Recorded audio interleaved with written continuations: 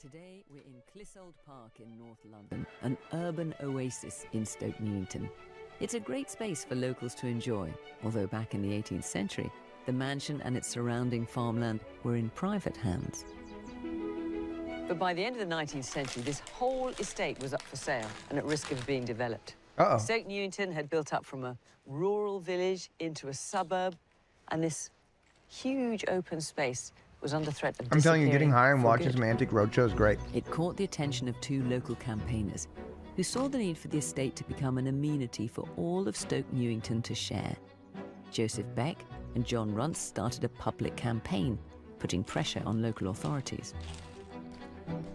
It was a real crusade, a call to rally the troops to speak up for the community. Clissold Park. I saw this one last week.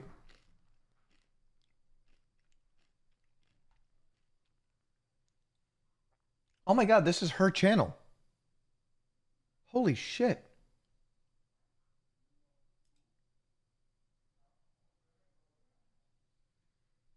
Oh, this one looks great. Guaranteed. This is the reaction that I'm looking to have. Make sure you pay attention. Oh. I wasn't expecting that. That's usually the reactions that they have when they hear a price. Oh, well. That's great. It's like their reactions are so underwhelmed.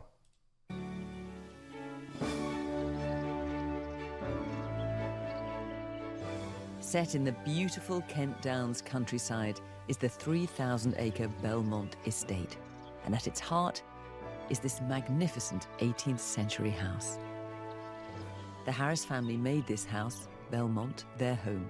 And it was George, the 5th Lord Harris, who had a particular passion for all things horological. Of course it's that guy. I'm talking clocks everywhere, more than 300 of them, and many of them need winding. In fact, George was the first president of the Antiquarian Horological Society. He even bought clocks as gifts for his wife, Dorothy. You might think more of a present for him than just her, rich estate people apparently stuff. His enthusiasm was shared. It was thanks to their decision to put Belmont House in trust that this amazing collection has stayed together. This one was made by Thomas Tompion, considered one of the finest British clockmakers. Here he is, and it dates from 1694. It's nearly time. You ready? I bet you this clock goes ding, ding, ding, ding. Ding, ding, ding, ding. Ding. Ding. Ding.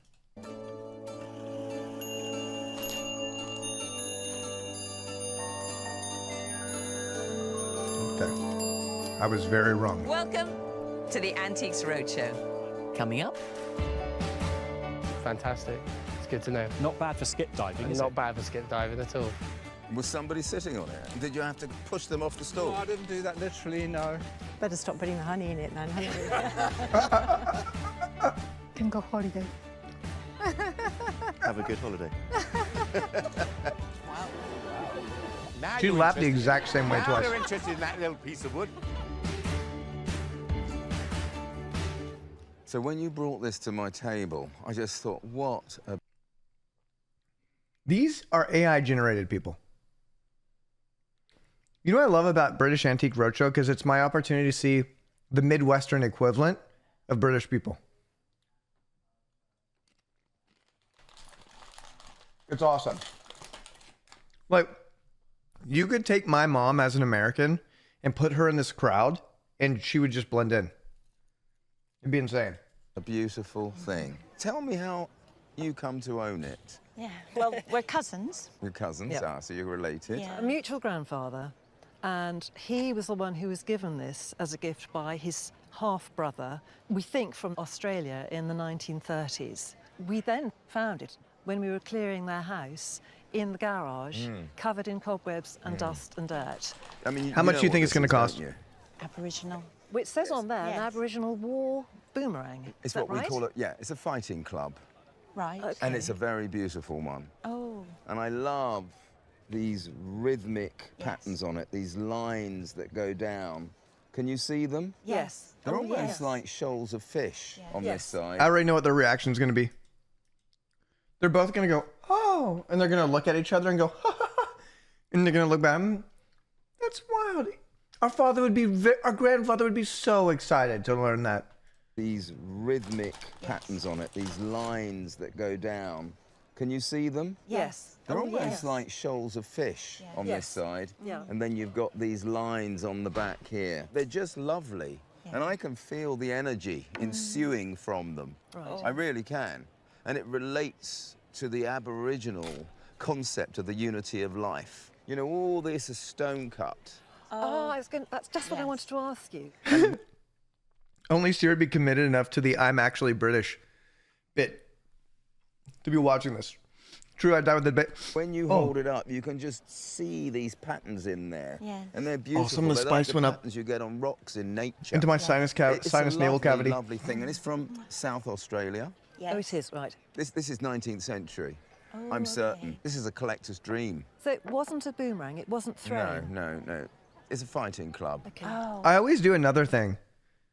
Whenever I watch this show and they get told a price, I always try and see if I can see them die inside when they expected more and they were betting on this to be the one thing that could pay their rent. Other times, it's very rich people who get told it's an absurd amount and they're like, they don't care. Sometimes they're like, I'm telling you, with this unique piece of art, if you were to take this up to auction today, it would sell for 50,000 pounds. And they're like, oh, ha, well, we're going to be keeping it on the shelf. And it's like, yeah, it must be fucking nice. And a club like this, at a good fair, I think could make... How much? It's a club.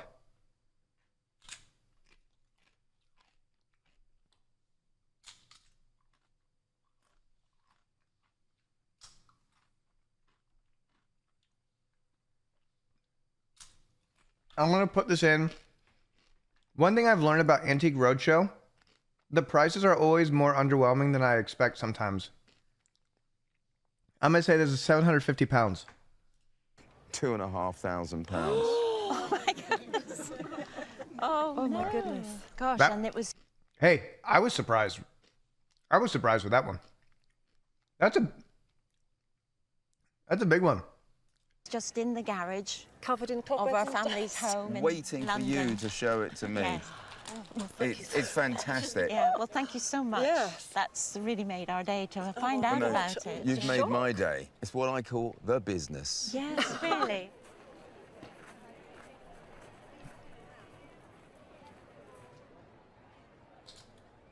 When we look at some drawings, they're absolutely iconic of the period. These are fabulous. Tell me a bit about them. They were by Aubrey Ricks, who was my husband's grandfather. He was a commercial artist in the 1940s, 50s, right up into the 1970s, probably most famous for his work on Women's Own magazine. Because in those days, the covers of Yes. Woman's Own were drawn. Yes, that's right. They weren't photographic. Yes. And they absolutely encapsulate that period. Yes. Tell me a bit about your grandfather. Very modest, lovely man to talk to. No, always drawing. that's not his offer on the product. It's apparently very looked down upon for the people in this show to make an offer on the product that they're appraising. If that makes sense. He'd come round for visits and he'd be like, you know, what do you want me to draw? Mickey Mouse, whatever. And lovely grandfather. The reason why a lot of these people know the prices of these things is because these are all people that specialize in these industries and they understand the market and their whole life has revolved around this for decades. So he can look at that club and he knows he's dealt with clubs like this before and he knows the price range. For me. Fantastic. And he was a bit of a character. Well, yes, but I only learnt that in later life, so. Yes. At one point, he had cars and grand houses and, you know, a lifestyle that went with the glamorous art and the artists and the women that he would meet and draw, you know, so. No, I have read a bit about him in the Yeah. past, so Yes. he definitely lived in the He did. fast lane, He as did. they say. Definitely. Well, he was very famous and, Yes. and very much of that period. Then I suppose photography took over a bit. Yes. Yeah. And his work was sort of pushed inside the magazines Yeah. rather than on the cover. but still absolutely Oh, totally. incredible. I mean, woman's own was an absolute staple. Yes. For people, Yes. you know, and the whole fashion Was that his industry. voice or her voice? Did she talk when his mouth opened?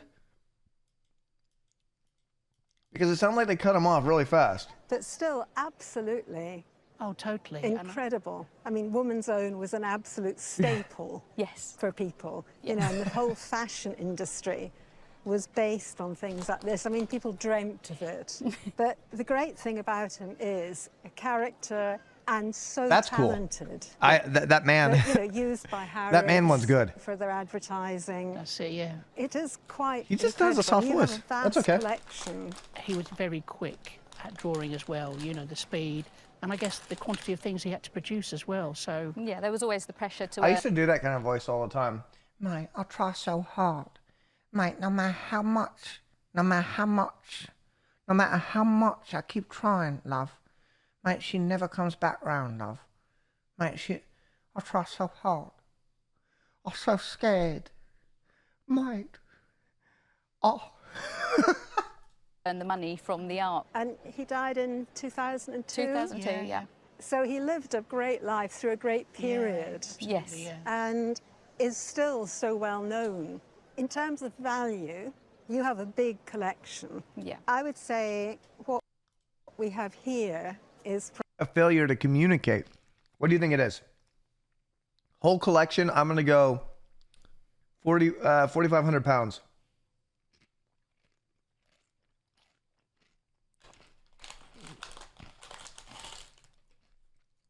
Watch me be incredibly wrong. Probably £3,000 to £4,000. Oh, goodness. Just here. Yeah. And you have this big collection. Yeah. Right. And it's a real archive of his life and work. Yeah. Yeah. And that's amazing. Thank you. So thank you so much. Thank I've you loved very much. them. Thank you. Thank you. Okay. One person could have carried that one. It's a little ridiculous. You did that for the shot.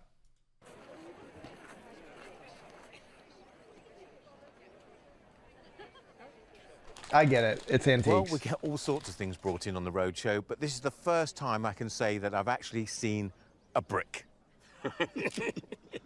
Tell me about it. Well, it's to us, it's not a brick. It was the doorstop that was in the hallway of my parents' house in Canterbury for many years. When they passed away, I inherited it, and it sat there. But it's not famous because it was a doorstop, is it? No, well, watching the roadshow one day, I sort of got a bit curious about the inscriptions on it, the Keys of St. Peter, that it said a Jubilee in 1933 to 34. And of course, I looked it up, and it turns out it's a brick from the door of the Vatican. Oh, So shit. the Vatican has 5 huge bronze doors. In 1300, Pope Boniface VIII decreed that there would be a special bricking up of one of the doors and that it should be bricked up for 100 years and that would be a special opening. The Pope would approach the door with a silver hammer and smash down the brickwork, and that would allow the faithful to pass through into the church to reach Christ and salvation. That's insane. Wow. It would be open for a year, allowing everyone to pass through, and the following year it would be bricked up again. But in 1933, it was the 1900th year, the anniversary of Christ's death on the cross. So they decreed there would be this special year, and that's why it's the 1933 brick. And how did you get it? My father worked as a foreign correspondent for Reuters, and from 62 to 66, he was connected to the Vatican. Okay. So there he is there. Yeah. So there's a photograph of the whole family. He sat on the Pope's knee. If this were to go up to auction today, I'd have to put this as a price of £7 to £8 million. Oh, I wasn't expecting that. We're going to keep it on the shelf. Sat on the Pope's Sat on knee. the Pope's knee, yeah. And he was presented also with this coin here, which is a commemorative coin, which they normally go to the bishops. I've even heard because somebody they quite liked get it. an appraisal for like $30,000 thing. I can't remember what it was. And he was like, oh, well, fortunately, money's not an issue, so we'll be keeping this around the house. And they're like, And apparently they gave him the same coin as they would give to them. It's an amazing story, I have to say. I've never seen one like it. Yeah. I can't find one on record anywhere. But in my opinion, if this was to go to auction, This would definitely make somewhere between... 8 million pounds. No. I don't know. I have 0 watt viewing experience with a brick from the doorway of the Vatican, so I don't even understand. I can't even comprehend where the pricing of that would be. In my head, it would be really expensive, but then again, maybe it's not. Sometimes something sounds expensive and it's not. 500 to 800 pounds. Not bad for a brick. Not bad for a brick. No. It's a really unusual. Yeah. You see what I mean? Thank you for bringing it in and telling me about No, it. it's been great. Thank you. Well, this probably dates from the heyday of costume jewellery manufacture, and it's by He Christian died inside. Dior. What can He you had his whole mortgage pending on that brick. tell me about it? It was my mum's. It used to sit on her dressing table, and as a child I used to go in there and constantly wind it up and listen to it because it's musical. As you say, it is actually a little musical box. Shall we play it? Why not? Pull a little lever. It just blows up. You fell into our trap. Now, it was made by the great manufacturer Mayer for Christian Dior in the 1950s. And here we have very Renaissance-looking pieces It's such with the a- little winged cherubs set with faux Ever since pearls, seeing Chicken and then Run, a little painted enamel I always plaque notice in it. British people sometimes when they're just listening, they go. Centre. Sometimes when they're And listening. it's a really lovely thing. Shame it's a little bit worn. Yeah, You look, obviously see, look. overzealously played with it. Play with it an awful lot as a child, yes. But still, having quite said that, charming. it's probably worth somewhere in the region Quite of charming. £400 to £500. Oh, that's great. Thank you very much. Look at that. See? I hate that reaction. Fucking react harder, bro. I hate these reactions. Worn. You obviously overzealously played with it. Play with it an awful lot as a child, yes. But still, having said that, it's probably worth somewhere in the region of £400 to £500. Oh, that's great. Thank you very much. So I've stayed with friends. Yeah, no, it's British Wallace and Gromit faces. Ever since Wallace and Gromit has always just made me British faces so much more apparent. And sometimes when they're like, I must admit, I had a few. Yeah. The good news is they served them in bigger glasses than you brought me in. So tell us about these in your life. They belonged to my grandmother, and That I found was a them Wallace in and Gromit my mother's face. effects when we were sorting out her things a couple of years We ago. need to get an emote for And that. I couldn't believe it. I'd never seen them before. Well, they're sweet, aren't they? So what do you reckon they were get made gummed for? up by 70. There's the carafe. Maybe a doll's house. Doll's house. Andrew, I was just talking about how British They're people all have really Wallace pretty. and A Gromit lot of people faces think when they're they rather smile. Italian because that's what I they're in wondered. that kind of style, but they're almost all German, and they're probably what, You see the 60? Wallace and Gromit faces? They're all over the place. There was even one back there a little bit. Okay, the Chicken Run faces. Great. I want to see somebody die inside. If you were to put this up to auction today, it would go roughly around 80 to 200 pounds. Thank you. Thank you so much. They hanged themselves later. The gambling did not pay very off. Often, something comes along to the roadshow that gets my heart thumping. Oh, wow. And here is an object. Look, see? Why do that? This better be expensive. Because this bitch thinks he's about to buy a new house. She's excited now. Here is an object Really? that falls into that category. Do you know what it's called? We just call it the honey pot. Yeah.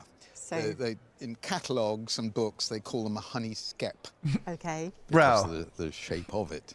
This one is a particularly good one. I'm dying to know where you got it from. We inherited it. My brother-in-law was an art dealer, and he very sadly died a few years ago. So we inherited it with the honey in it and all over it. And he obviously hadn't cleaned it for a long time. And we bring it out at Christmas. His taste in silver is immaculate. Oh, wow. What we've got here Wallace and Gromit faces everywhere. is a Georgian honey skep made in silver gilt. Yeah. It's got a lovely coat of arms engraved on the front. It's got the hallmarks tucked away on the front here. And the makers, Rebecca Eames and Edward Barnard. Very well-known company. Right. And it's Georgian, Yep. made in 1828. Look. Americans and British people aren't too far off from each other. Like, look, we're all just the same people. These are the Midwesterners of British people. I can see a little bit of Brexit geezer in this guy a little bit. I imagine he has like a rollie here, and maybe he smokes a cigar, and maybe that's a little like identifiably British. But aside from that, they look pretty Midwestern. I love the bee on the top, gathering the nectar. You know, it's a little bit of Georgian whimsy. She's like, shut the fuck up. Just tell me the price. You got me so excited. You said you haven't seen anything like this before. Like, she's like, yeah, okay. A little bit of Georgian whimsy there. Yeah. This is how much is it? A highly, highly saleable object. Ooh. Okay, I don't you think... You can't keep saying this. If he says it's one, I would put this up to 2,000 pounds. I'd be like, what? Bitch, I thought we were talking... We'd have a part with it, but... Okay. If I say that it would comfortably make between 10 and 15,000 pounds. Oh, wow. Wow. Better stop putting the honey in it then. What was that fucking snake tongue? What was that, bro? See, it's rich people stuff. She's like, I don't even need that money. Go back to that. Jimmy, go back that.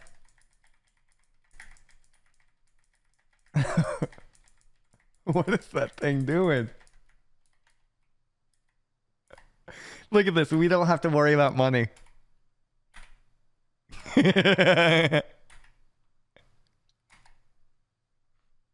love that they always have to say that they're not going to be selling it.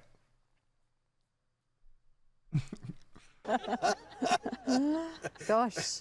It's a gem of an object. Oh, I'm so pleased. It's beautiful condition. It's Laser like up, thank the day you. it was made. You made my day. Thank you. You've made mine. Wow. Thank you. Wow, the people were happy about that one. Holy shit. They ate that one up. As I've heard for myself, Belmont House resounds with the striking and chiming of various timepieces, all thanks to George, the 5th Lord Harris's world-famous collection of clocks. And he didn't just admire them, he also liked to take them apart to see their inner workings, but wasn't quite as successful at putting them back together, and would seek professional help when he needed it.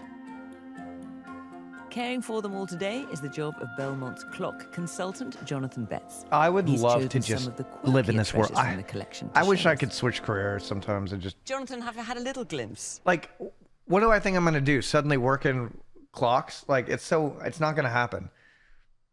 Look at this. The people always look so oddly similar that they almost look suspicious. You know what I mean? Like, what is going on here? Look at this guy. Look at this. Look at this. Look at this. Like, it's almost suspicious. Why? My balls! Like, what is going on here? Fat hats. Thank you. All right. I suddenly work in clocks. I watched Antique Roadshow one time and I thought, hell, I could do that. How hard could it be? I'm like, don't get into the clock industry, man. The drama's unhinged. Of quite what your role entails with all the clocks in the house. Yeah. I do wonder, how do you manage when it comes to changing the clocks for British summertime? The answer is we don't. It's such a long Wallace and Gromit as fuck. task that we just leave them. We set them at the spring and just let them run through until the autumn and leave them at that. And that's it. Very wise choice, I would think. You've brought along 3 fascinating British people do it to themselves, though, because they talk through their teeth sometimes. Tell me about this one to begin with. Okay, this is a very fine example of a night clock from the great English Golden Age. This one's by Henry Jones, about 1670, made in London. What's different about it is that the dial is not conventional. It doesn't have hands on the dial. It has a rotating disc with the hours pierced out and the quarters pierced out. Okay. And the idea is that you have a candle or a lamp in the back of the clock and it shines through it. And in the bedchamber at night, you have it sort of in a high place opposite your 4-poster, and in a magical kind of way, you just see the time sort of flickering away. That would be fun. Suspended in midair. It must have been magical. That's pretty cool. It's a beautiful looking thing, but the first thing that occurs to me is if you've got a candle inside a wooden clock next to your bed at night, that is a horrendous fire risk, isn't it? It is. These are very rare. In a minute, see your we have reason to believe that most of them simply went off in flames. And now, what about this? This almost doesn't look like a clock. This is a classic example of what's called a mystery clock. So how does it work? It looks like there's just one sheet of glass with the number stuck on it. But in fact, there are two sheets of glass. There's the one with the number stuck on, which is stationary. And there's the second sheet of glass, which of course you can't see because it's glass, but it has the hand stuck on it. And that revolves. So it takes the hand round with it. So the hand appears to move and points to the time. How brilliant! It was designed by a magician, not surprisingly, a very famous one called Robert Houdin.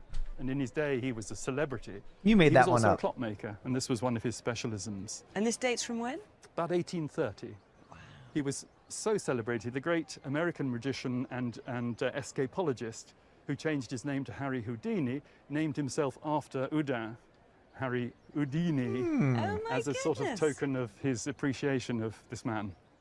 Who knew? So, yeah. Wow. Now tell me about this, because this is a gorgeous. I've no idea why it's like this, but it's just beautiful, isn't it? I suppose this clock doubles as a mystery clock in a sense. Thanks for the in that, inputs. how do you tell the time? It is in fact the dial that rotates, and the hand. The I will tell pointer you, is- I watch Antique Roadshow almost every single night. There are enough episodes for me to just never have seen them twice. This is from 2023. The show's been around for decades. Decades. There's an American version, there's a UK version. I like the UK version more because the objects tend to be more historical and a little bit more, have more regional diversity. It's fixed, so I can touch the enamel and you can see that the dial slowly moves around when the clock is running. So that's how you tell the time.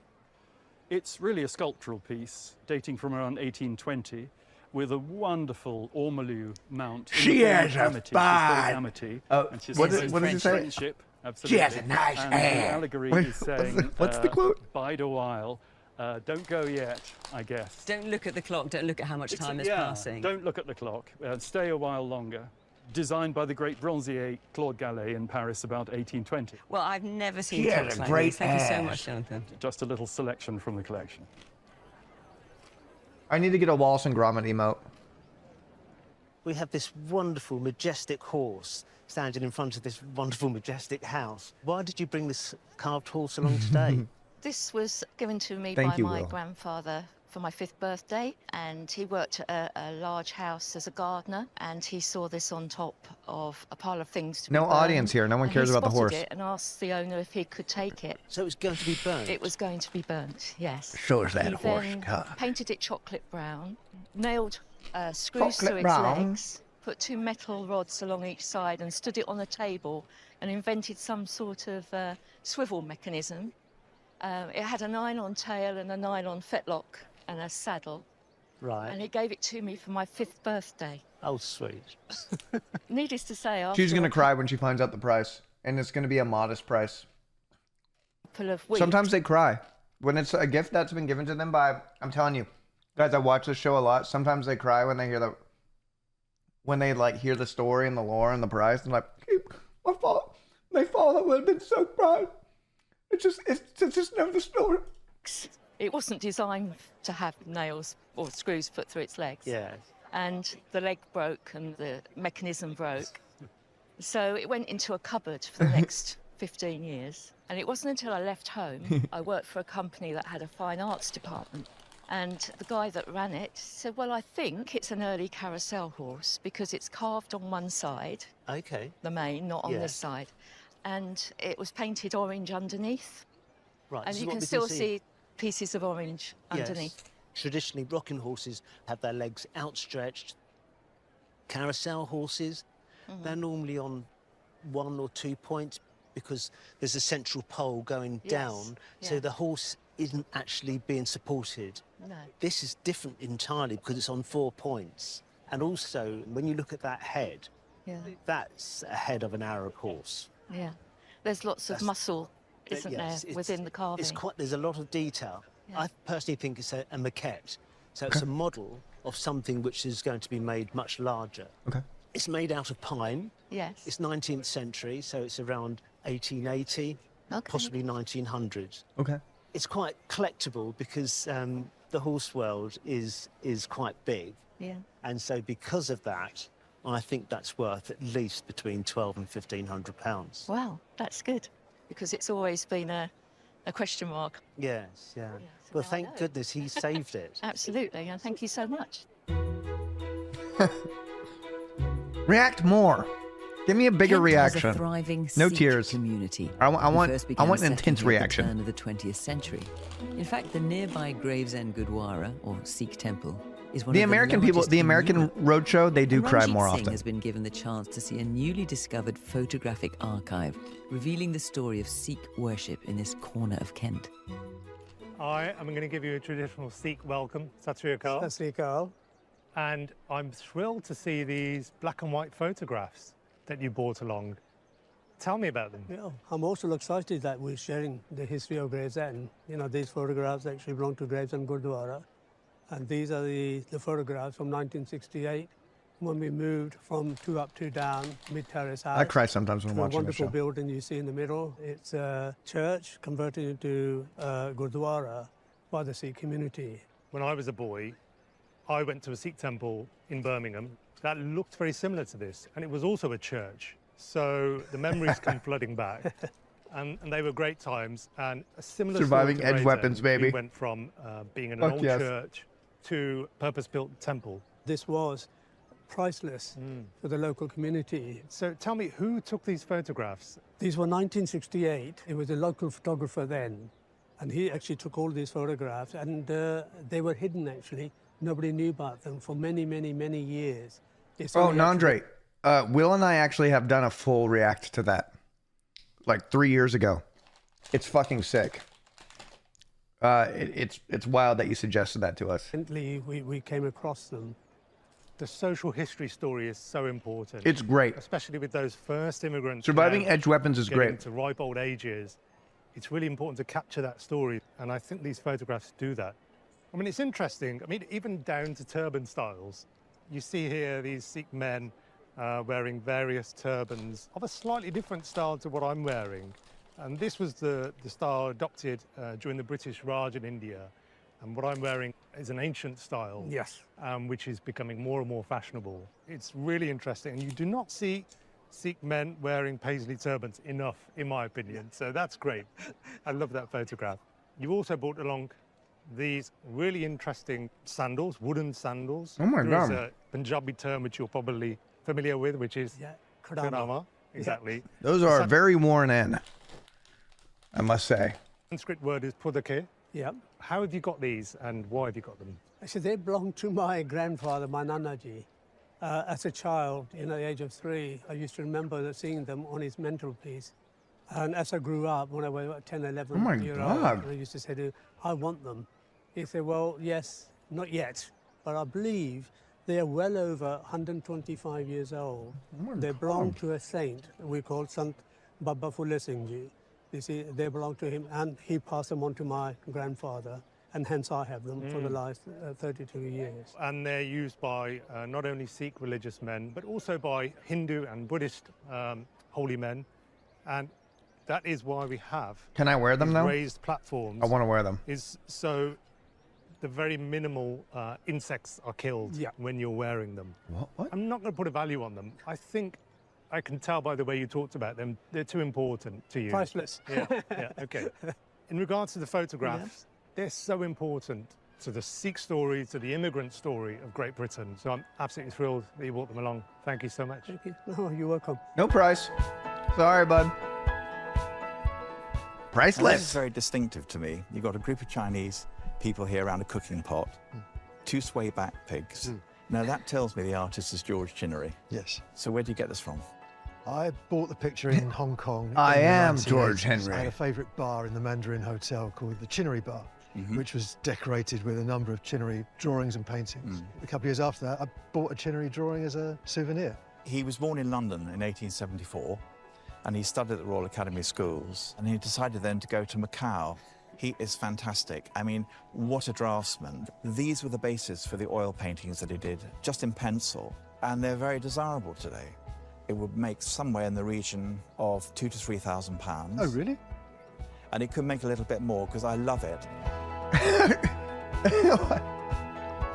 These look really comfy. And I'm presuming Ooh, that's why you I bought would like these. I would buy those chairs. I'm trying to guess. I would.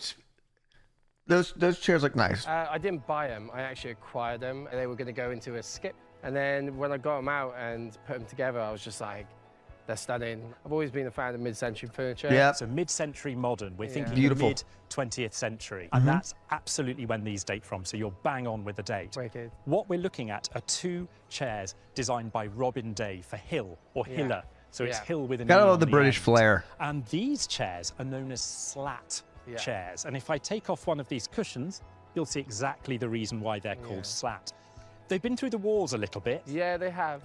They are original pieces, and this design slat from 1952 is quite hard to find. Yeah. And they are eminently comfortable today. I think you're Mid-century probably looking modern at is just a around buzzword, I feel like. 800 to I mean, it is now, but this is literally mid-century modern furniture.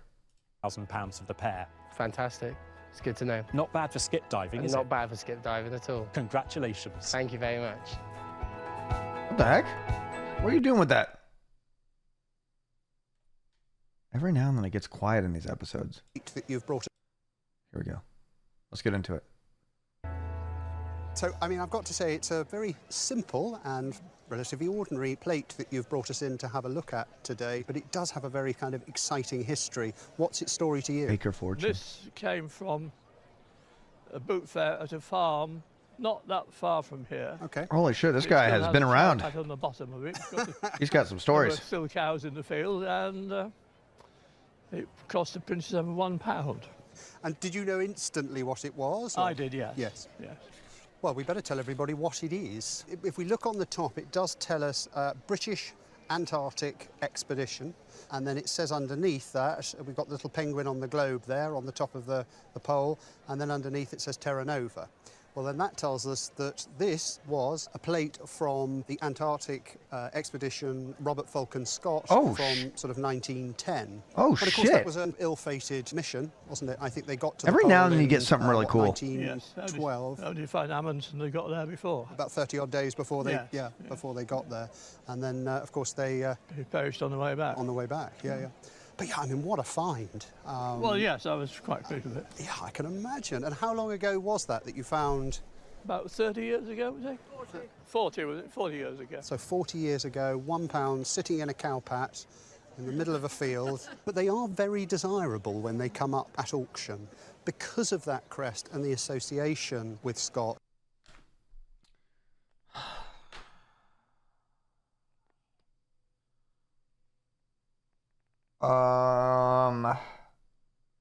Yeah, 800 to £1,000. Oh, wonderful. Well, we won't be selling it. If that came up for auction today, would probably make something around £2,000 to £2,500. Well, that's a bit more than I anticipated. Yeah. It's not going anywhere. No, okay. I'm They delighted always that have you to found say it, that. rescued it, and brought It's it. always part of the blammy, man. It's like they have to really let you know that they don't need that. No, I get it though. They don't. That's not really what they're saying. They value it more than the money, but like it's just I always find that funny. In for us to take a look at Be today. very careful taking it home. Yeah, yeah. Come on, give me something good. No boring art. Give me something good with So some. it's time to play basic, better, best. Joe Hardy, you're our jewellery specialist, and you have surpassed yourself because you brought along these 3 necklaces, 2 of which are totally nuts. I've never seen anything like them. What's she and you're doing? just people who came along to the roadshow today, mind your own business. I think so. They do this sometimes. Sometimes they guess which one is the most expensive and which one is the cheapest. Oh, I wonder if this is that little thing that they're doing. And Stop laughing. But you are game, so I've got to tell you. So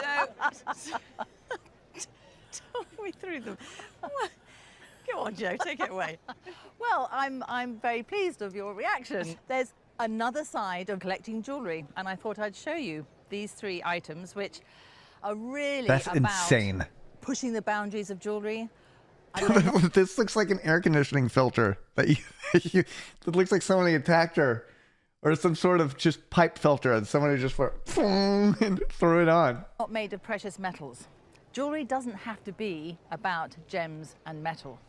And there is another area of collecting that is really quite respected and quite supported. And actually, your earrings are a case in point. Those little cherries you're wearing. Yes, my little cherries here. I see why that woman's laughing now. Coloured fishing line. It's just Nora Fox more ridiculous. The made more you look at it, the who more in fact ridiculous those trained necklaces are. underneath Caroline Broadhead here, who trained under Wendy Ramshaw here. Which we should As just... in the necklace. Wendy I was gonna Ramshaw. say, As name, not your name. The names of necklaces. Okay, so let's start with this. This is nylon. It's nylon, and it's really very soft. It's rather like a baby's brush almost, how soft it is. So Caroline Broadhead in the 70s, she really pushed the boundaries of jewellery. Petting the she wanted necklace. to explore the relationship between the body and jewellery. She went in the 70s to Africa, and she was really inspired. And she looked at English jewellery and just thought, well, that's all pretty dull. So she came back, and that was the inspiration for this. And how do you feel wearing this? I've never worn anything like this before. Very different. You are magnificent. This is insane. So, talk us through this one. That thing better Adam have Paxton. 500 like Magica stat. Gentleman who made this one, and this was made in 2009. This is insane. And he actually worked making props on film sets. He got to work with different resins and acrylics, and he was This is some exploring how he Guillermo del Toro movie shit. wanted to make this feel very watery. The baubles, they're actually laminated perspex, and they've got actually layers of mirrors inside as well. So This is insane. It's really advanced, and he likes to think of his work as sort of like couture clothes, that you would wear it on very special occasions. I'm right. Never. It's pretty heavy, isn't it? Heavy. Really heavy to Never. wear. Special occasions. Special occasions. Now, Very special. I don't mean you any disrespect, but that is relatively quite ordinary compared to these. Well, you are wearing the grand dame of post-war jewelers, and this is Wendy Ramshaw, CBE. And she made jewellery in all types of materials, paper, I'm willing to perspex, bet that one glass. just is going to end And up being. this particular necklace, it was a collaboration with Wedgwood in 1981, and she used Wedgwood's lathe to actually personally turn these beads, which are blue stained jasper. And so this is a one-off. In terms of values, this being basic, better, best, what are the three values we're playing with? So we're talking about £7,000, £18,000 and £25,000. It's a serious is a market. surprise. It's a serious market. Wow. Oh my God. Let's see. Now, what about you? I've got to ask you, because is this your brother here? Yes, both our brothers. What a shock for him. I know. So putting favouritism aside, what do you think? I think the painted, due to the age, 1980 something, and due to 81. the age, 81, is the most expensive. And I think I'm going to go with the young lady being the second. Okay, so your What's brother's that guy basically- doing looking at the camera? Basic, very basic, better, best. Right, okay. I don't know. What about you? Have you ever seen anything like this? No, it's incredible. I think basic, better, best. Yes. Just because wonder about I that. just think there's probably so much work gone into that. Okay. Girls, what about you? We think basic. And you think this one here is the basic? I just think it's not as, like... Ornate? Basic outfit. Well, it's a bit less... Exactly.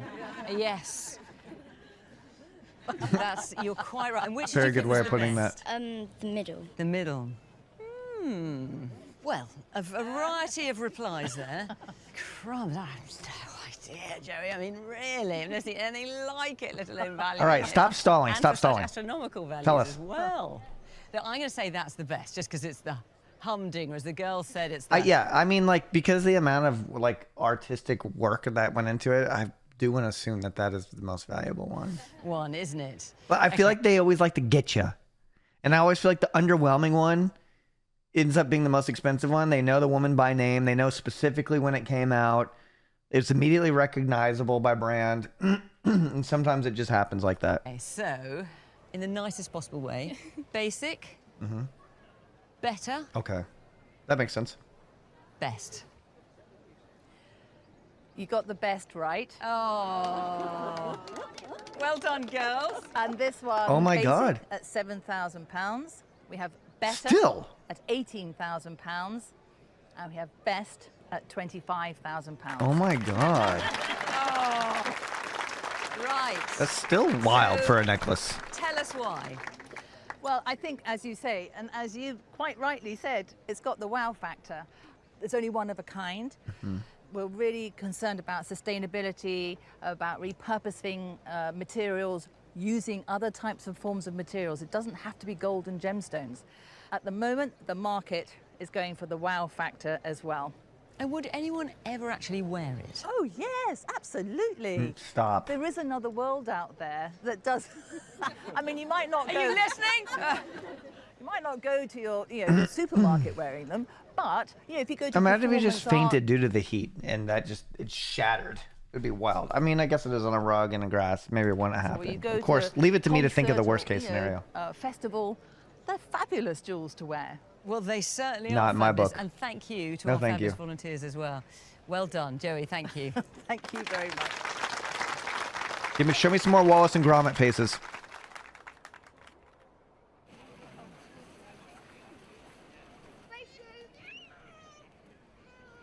How did you get hold of these? Well, this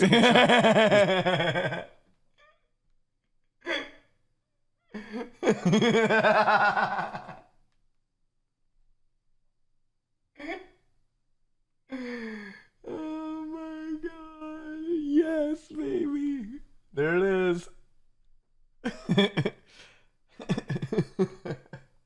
Well, this little chap was my grandfather's. W I think stare. he brought it back from Germany. Whenever He you worked out see there a- before the war. a W and stare. as a little boy, I used to go to their house, and probably the main reason for wanting to go to their house was the owl. I mean, they're Austrian, actually. They're not German. They're from Vienna, where there is a long tradition I love it of when they roll casting them. bronze. Sometimes the family's like, oh, my father got this from blah, blah, blah. It's a blah, blah, blah. And then the appraiser will be like, well, actually, unfortunately, it's not any of those things you said it was.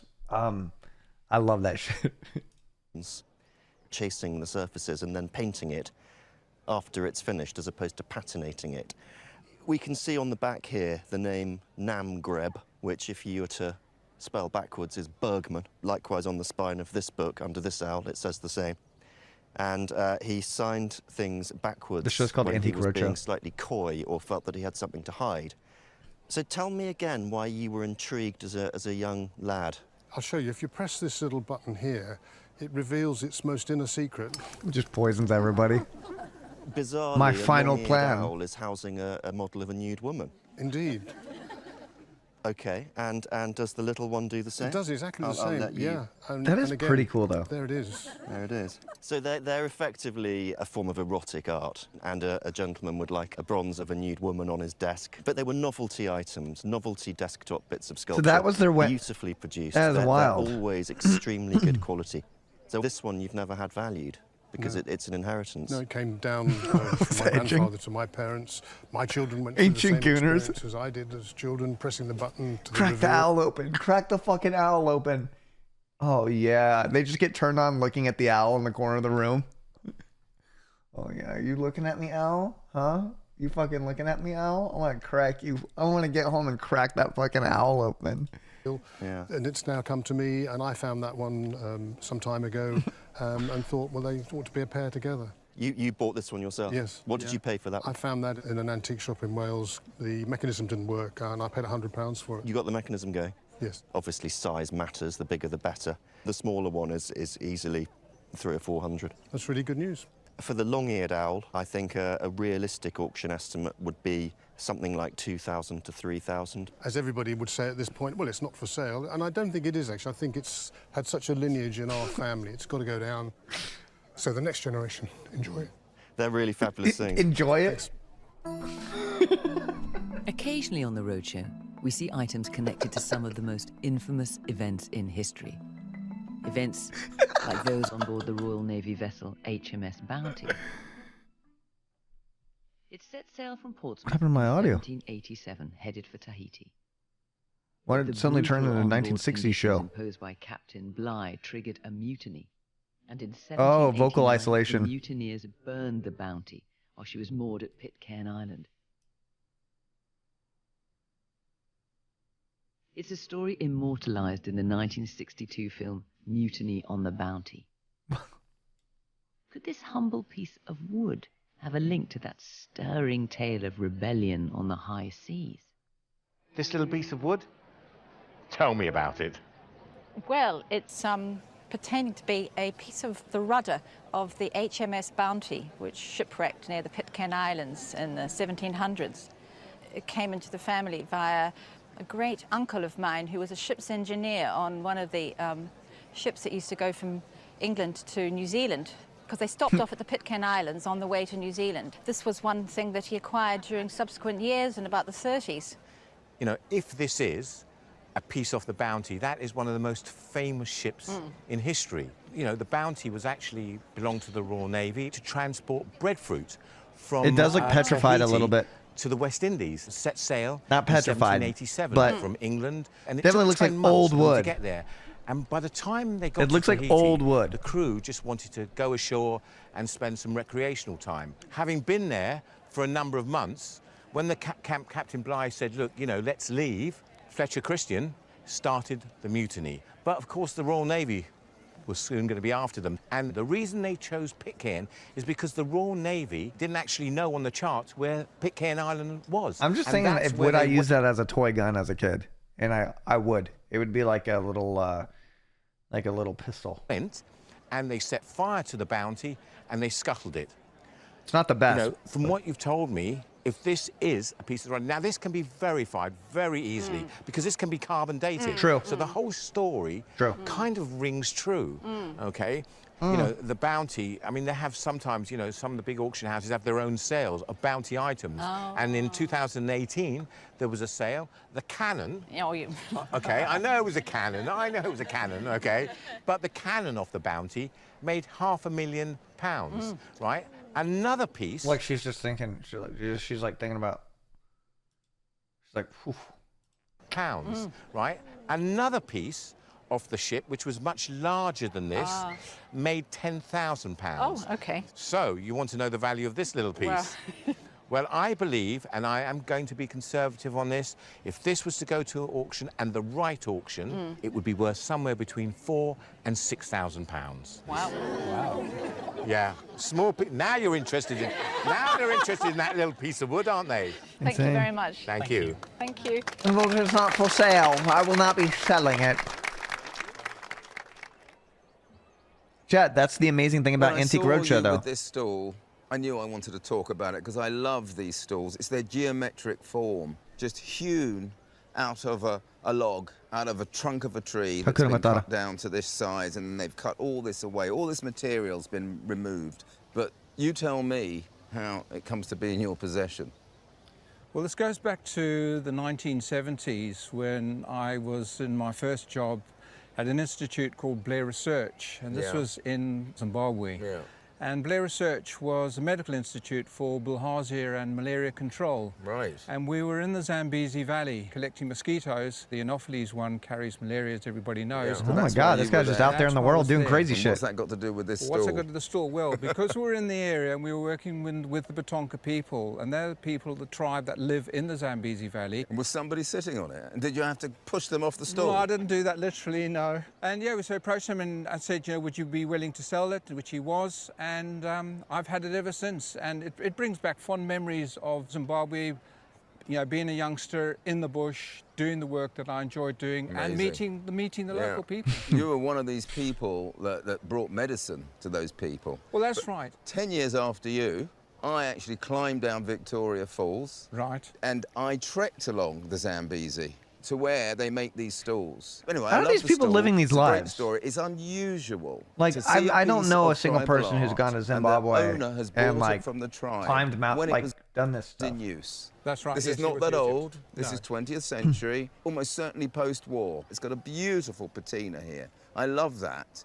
And they have a value. I would value this at about between £300 and £500. Well, thanks very much. I just love it. And, you know, it's been great to tell the story. Thanks a lot. Sometimes on the roadshow, we're lucky enough to get a visit from a famous face. And sure enough, here at Belmont, a renowned dancer and presenter joined us to film a special piece marking the centenary of the BBC. God, I hate I just this. had to ask him about his passion for dance and how it all started. Now we have a guest who leaves behind him a trail of magic and sparkling glitter. Anton Beck. It's old Sebi. Thank you very much. Thank you for having me. It's thrilling. We're great fans at home of the Antiques Roadshow. Well, it's so excited to have you on. You brought a few items along. Of course, the glitter ball trophy. Well, just it reminds me that I never won it, so I've stolen it instead. Don't tell the current champion. Now, we're in Kent. Yes. At Belmont House, and this is reasonably local for you, isn't it? Well, it was. I was born and raised in Sevenoaks in Kent, which isn't too far from here. Tell me about when you started dancing. How old were you? Well, I was about 13 or 14. It was the summer holidays, and my sister was going to the dance school at the time, and I sat and waited to walk home with her. And I love self-serious British people. Grabbed me and pulled me up and says, "Listen, come and have a go." And I was hooked. I was literally hooked immediately. I just thought it was the best thing ever. And of course, now you're a judge on Strictly, Yes. and then you've got your It's whole a other man, life, your dance partner Erin. You go around the country with that. I mean, your whole life is dance, isn't it? It has Listen, been come for- have a go. Ever since I started, I realised it pretty immediately this is what I wanted to do. And I was already a great fan of Fred Astaire, loved the old movies. And I remember thinking I want to be Fred Astaire, but I wasn't quite sure the career path from a church hall in Sevenoaks to the silver screen. How we get from there to, I've no idea, but I'm sure it starts with a forward side together and a back side together. And as you know, as I say, the rest is history. I was devoted to it immediately. Now, this being the roadshow, you brought some things along. So this is your tailcoat, this is it? a tailcoat of mine, yes. Ballroom dancing has been going on for, sort of started at the beginning of the last century, and I've got a wonderful old book here. I hope you don't mind, I brought this as an extra. It's called Modern Ballroom Dancing by a man called Henry Jakes, who was sort of a pioneer. This is one of the first ever technique books. I was raised in a trailer. This is like watching Aliens. Aliens. A lovely old photograph of him with his partner at the time. Chat, some people live these and lives. It shows him wearing the tailcoat, and still today the guys are wearing tail suits on the competition scene, and even we wear them still on Strictly Come Dancing from time to time. We're all fans, aren't we? Of Strictly, absolutely. And Let's now, take it. We're all fans, right? We all deserve a little piece of this. Take it. Name's never going to be on here now because now you're a judge. I've got a felt tip pen in my bag, and I'm going to put it right across the front there like that. Almost one by. Oh, lovely to have you on the roadshow. Thank you so much, Anton. Thank you, my love. Thank you. Relax. Uh-oh. Uh-oh. What a wacky pair of candlesticks you brought in today. They're bizarre looking, aren't they? It's almost like they're stems coming out of a fruit. They look like they I'd should love go to be a on the wall, show. But they don't. They're table Kidding me? stakes. Hell yeah. How did you find these? I bought them covered. I just liked them. So I asked how much was. Said 25, so I bought them. Have you noticed any stamps on them? I have, and seems to be well known. Are they stamped to the underside with the word Benson by any chance? Yes. Yeah. William Benson was an arts and crafts designer and metal worker, born in the mid-19th century, and he lived until the 1920s. And he was incredibly innovative. He really thought outside the box and tried to embrace the new late Victorian industrial age. He worked primarily in brass and copper, and he was working in a period where the number of servants in a house... Yo, is that an all-American British badass back there? Don't piss me off. And he was working in a period where the number of servants in a house were declining, and he developed chemical processes for the brass and for the copper, lacquers so that you didn't have to polish them all the time. And so his work was really quite popular, really Come quite to quickly, Birmingham. and it was so new. And that I makes this fucking sort hate of thing now Birmingham. really quite It's a fucking collectible. shithole. You say you paid how much? 25. £25. How much? I've seen a pair of you these gonna come get? up at auction, very, very similar, that made £2,600. Oh gosh, okay. As much as that? That is the highest price pair I've seen, but I think that a realistic auction estimate, keep it real, would be sort of 2,000 to 3,000. Gosh. Can go holiday. Have a good holiday. Oh my God. I wonder how much this sold for. Sometimes they sell more than what they've been appraised for. A Delft dish and a very splendid and spirited design. But it's been through the wars, hasn't it? It has indeed. So while I look at, see what's happened to it, tell me what you know about it. I know that it belonged to my grandmother and she purchased it in a house sale in Worcestershire in about 1934. Right. And that's really all I know, actually. Yeah, she's conveniently put a label on there, so bought at Weather Oak Hall, Worcestershire in the 1930s. And I guess she's done some research on it. Is that your research or her? No, certainly not. No, that's her research. So German, not Dutch, possibly Hanau. So someone's tried to pin down where it's made. Of course, that is actually quite an important criteria because Delftware was made all over. Yeah, it sounds like he's been looking for this particular piece for a very long time. This is actually quite significant to me. I've been looking for this for some time now. In Germany and in England. And what is he? What's I must take this one for myself. Is that a hat? It looks like a sombrero or something, doesn't it? I think he's probably meant to be a Chinese figure. But clearly the painter hadn't got much idea what they were painting there. But in lovely colours, in blue and yellow with manganese purple on the background, those colours are quite distinctive and pointing me in the direction of where I want to go, which is Britain. So what's happened? Oh dear. Has it always had this hanging wire? He seems like a Hogwarts professor. Yes. That's exactly what I was going to say. It's been hanging up for a long time, clearly, and I guess it's still safe. I don't like those wires, but underneath it there's a lovely lead glazed back. The white glaze, the Delft glaze, the tin glaze was coloured white, and that was expensive. And so they only used it on the front, and the back was left with just a muddy, dirty glaze. That's a lovely early sign. That pushes it back to the 17th century, and we like seeing that. But it got a crack. It split round there, and lovely rivets. Someone stitched it together because they wanted to go on I feel like he's going to sniff it. So where I do think it's made is in Britain, in Brislington, near Bristol. That's what this colour is all about. And they made dishes like this in the Dutch style in the 17th century. We're going back to 1660. Wow. Oh my God. Time, and pretending to be a bit Chinese, pretending to be a bit Delft, but British through and through. It's quite expensive, even broken. £5,000 to £8,000. Wow. Oh my God. Let's hope it doesn't fall off the wall then. That makes it special. Yeah, wow. Thank you I very think much. I'll be taking it for myself. It's quite peculiar, this one. It's always great to meet a fellow collector, especially something so close to my heart, or sort of, well, close to my feet here anyway. And we always love to explore new areas on Antiques Roadshow and developing areas.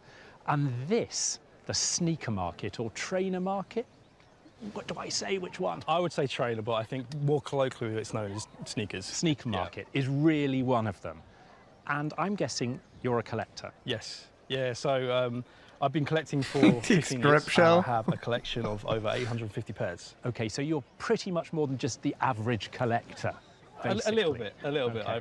I'd like to think so. A little bit. I think one thing I've noticed is condition. Yeah, we got Rizmaster 5000 back there. They haven't even been out of the string bag. No. They're looking a little bit ropey. These all look completely new, and I'm guessing people prefer to buy them unworn, completely unworn. The Cyr viewer right back there, guaranteed.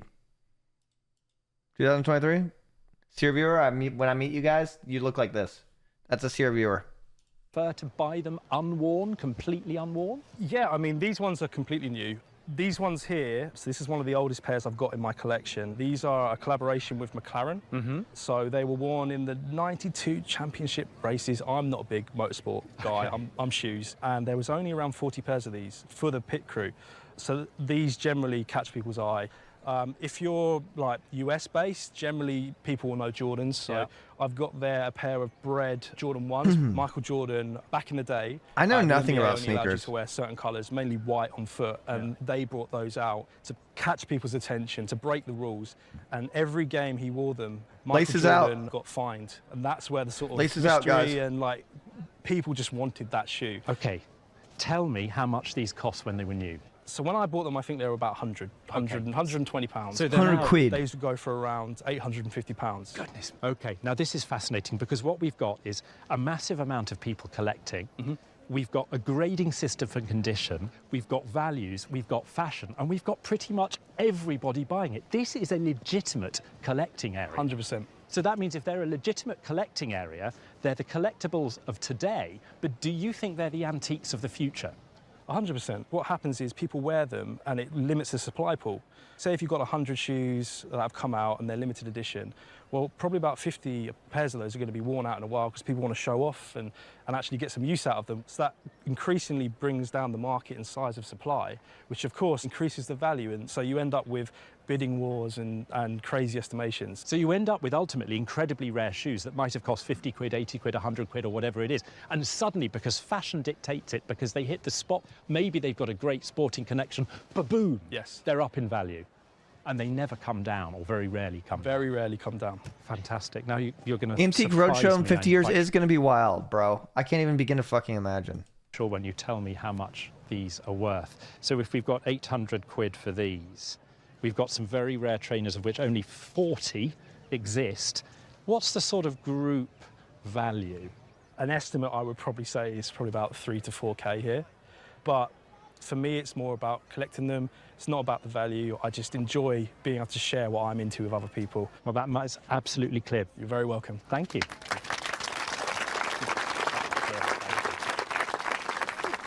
All right. Wonderful. In June 2006, Christie's held a big auction in London of jewellery and things like this that belonged to Princess Margaret. And I remember it because I went along to the view, and it was a staggering auction with wonderful items. And you have acquired 2 of the items in that auction. How did you acquire them? I'm wealthy. These were purchased by my grandmother at the auction, and she's still with us as well, but she used to go to all sorts of auctions. Oh my She God, you went can all hear over the you can hear world. the wealth in her voice. You can hear the wealth in her voice and the presence. To New York, Singapore, and she had an eye for picking the most beautiful and special things. So how do you feel about having these pieces from such a tremendously important sale? To be able to see these is just incredibly special, to know and think about what Princess Margaret would have used them for as well. Because in many ways, well, particularly this little box here, is a very personal item. This little egg. That's just a contrast. Meanwhile, over here, I wouldn't mind taking that for myself. I could use a little bit of that, Princess. Oh, Princess. This and that. I use that egg for myself. This little egg-shaped box, because although it's a little awkward to see there, it is, of course, an egg. It's so sweet. Finely textured, Cheeky little engraved with egg. this rather intricate zigzag pattern going all the way round. Inside the box itself, it's interesting for me because it is signed Cartier, which obviously dovetails in with the information that we have here on the certificate, and it's fully hallmarked, and indeed the date letter is 1958. That's beautiful. And I don't know whether you've noticed above the hallmark. He's going to be like, oh, I would put this on is- price for £300,000. He'd be like, oh, thank you. Thank you.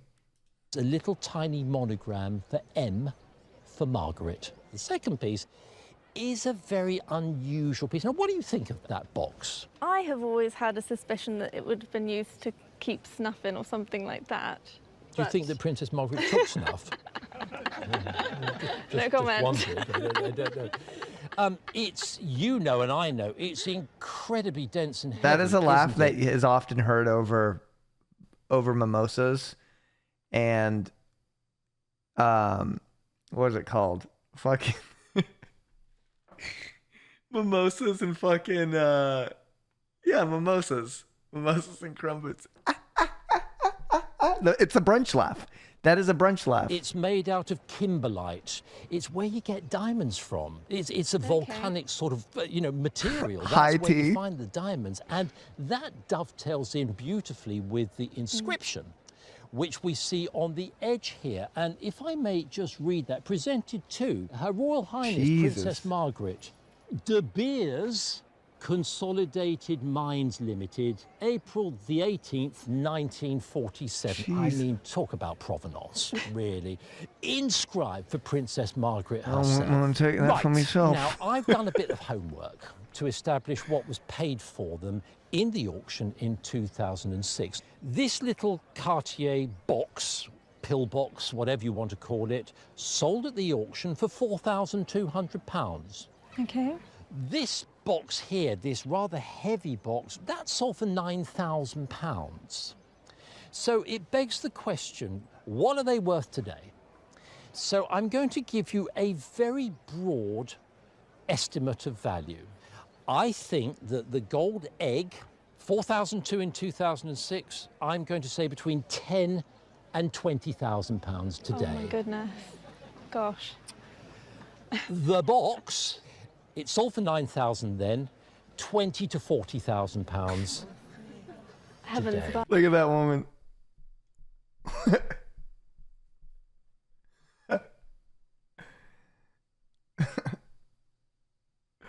That is wild.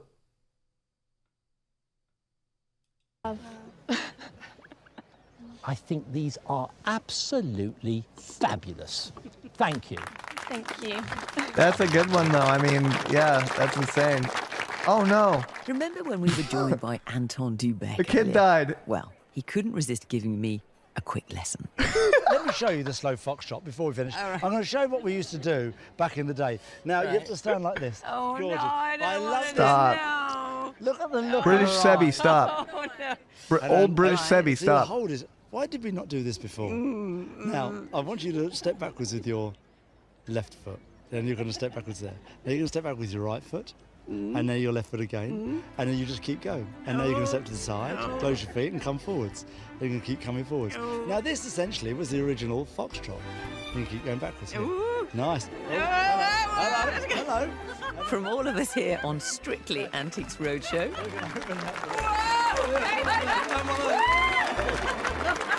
Bye-bye. Oh, my God.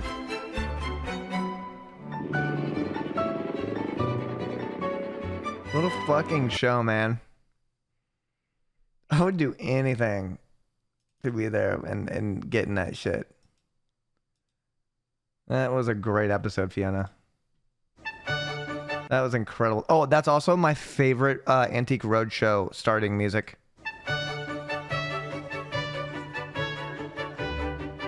It's my favorite. Today, we're in the London Borough of Ealing at Pitsanger Manor and Gallery, designed by Sir John. She's been doing this for a minute, too.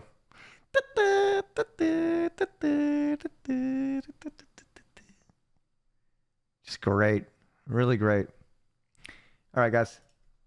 I'm going to conclude this. Your man's got to go night-night. That was fun. We got to do that again. That was fucking... That was fun. That was fun right there.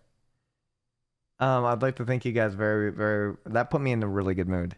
That was awesome. Tomorrow, on Saturday, we're going to be doing a Renaissance Fair stream, okay? So stay tuned for that. Make sure you're following. I'll be streaming a little bit tomorrow as well. A little prep, and I'll be showing you some of the shit I'm going to be packing to go to Ren Fair. And thank you very much. Thank you to all the ad watchers, the non-ad watchers, the ad blockers, the subs, the non-subs. Thank you very much to VIPs. Oh my Thank God. you, Royal, for gifting 12 community subs. Oh my God. Oh my God, 2,700 subs. Solid. Thank you, Soul User, for gifting 10 community subs. Oh my God. I'm feeling very Wallace and Gromit appraisal 30,000 right now. Oh my God.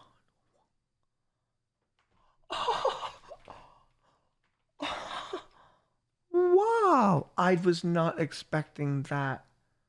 I was not expecting that. Oh.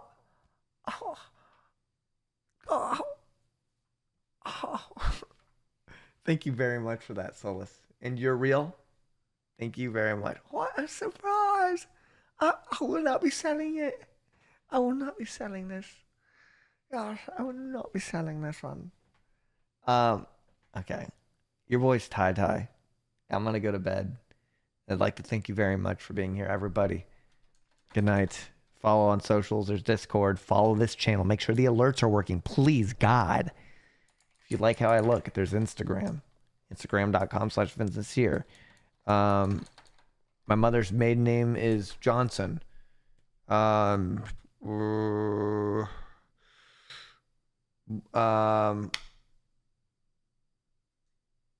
What else? Little Pussy Boy streamer needs night. And if you don't know what to sleep tonight, I recommend this. Getting a little high, if you can, in a safe way, and watching Antique Roadshow on YouTube. There are some channels that just have stacked episodes. We're talking stacks on stacks on stacks, bro. It's so good. But I'm going to go night, guys. You guys are fucking awesome. It's a great way to end the night. And then we're going to watch some Antique Roadshow as well. I had so much fun doing that. It never gets old. All right, everybody. Good night. God bless. I'll see you tomorrow. Ren Fair stream on Saturday, baby.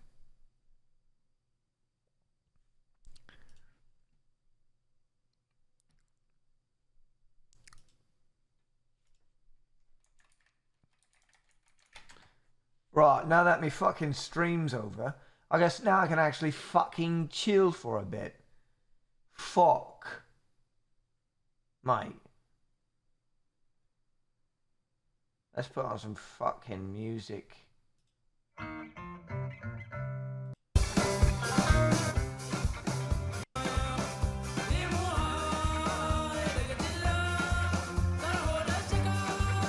Fuck yeah. That's what I'm fucking talking about. Fuck yeah. That's what I'm fucking talking about.